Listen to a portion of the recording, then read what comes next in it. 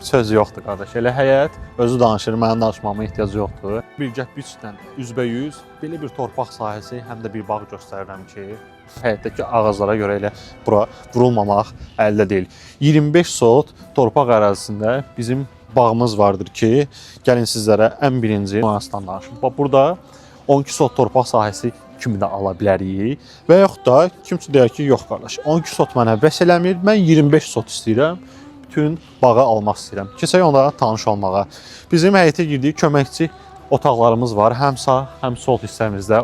Burada açıq bir zonada istirahət güşəsi yaradıblar ki, tam ağaclıqla əhatə olunmuşdur. Ağaclar da bilinir ki, qulluq olunur və uzun müddətdir bu bağ həmin o sahibindədir.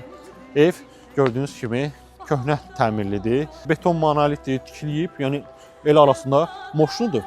Amma qədimidir, köhnədir. İstər-istəməz alan adam buranı restavrasiya eləyə bilər.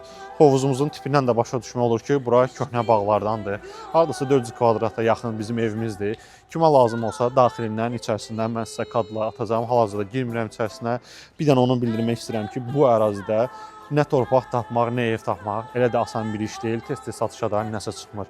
Kimə maraqlısa bizimlə əlaqə saxlasın, bütün məlumatları verək və gəlib yerində baxış keçirə bilər.